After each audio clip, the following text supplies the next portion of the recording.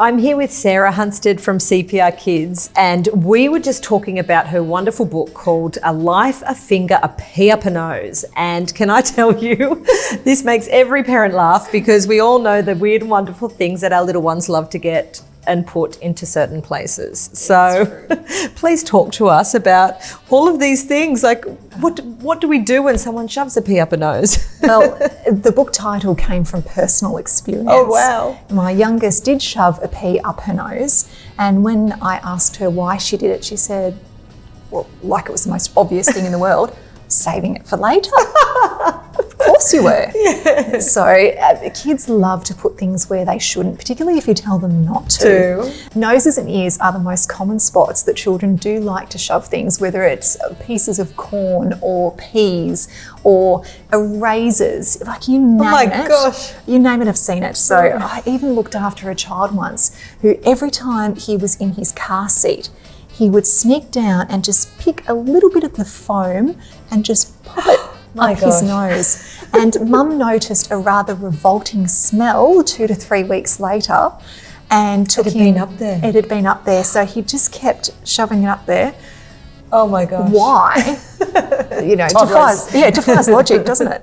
Absolutely. But she noticed that he had this discharge and this smell from his nose, and so took him to the doctor, who looked up there, and he needed to go to theatres to have all of the pieces of sponge removed. Oh my gosh. So kids defy logic with these things. If your child says that they have put something in their nose or ear, you know what, they probably have. Yes. So what are you going to do? First of all, try to visualise the object, but don't try straight away to get it out. Okay. So see if you can see it first. So just gently have a look up a nostril, have a look in their ear.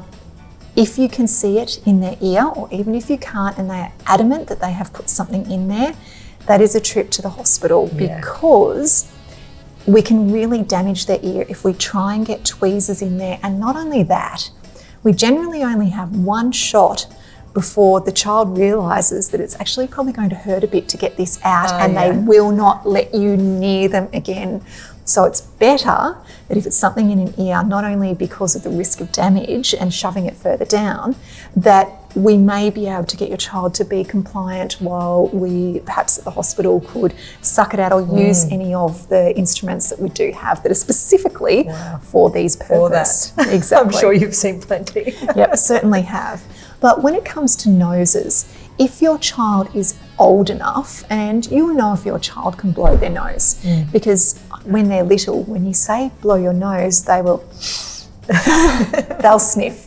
And all that's going to do is just pull this object further back. So what we're going to do is we're going to block the nostril that the object isn't in, and we're going to get them to have a really big blowout, and probably, hopefully, the object and a whole torrent of snot will come out. Now, if that doesn't work, don't try and remove it. No. Especially the inside of the nose is highly vascular, meaning that there's lots and lots of blood vessels there, and it can cause damage. So it's off to the doctors or the hospital to be able to remove that. Fun trip. Unfortunately, it is. So, and also it's really important, don't give your child anything to eat or drink, because sometimes in the hospital they may need to give them a little bit of laughing gas, or they might need a trip to theatres as well. Yeah, right. So that's an important thing. So try the blowing method. If that doesn't work, then you need medical assistance. Yeah. Oh gosh, well, let's hope it doesn't happen for you, but if it does, you're now armed with the right information. Thank you so much, Sarah. You're welcome.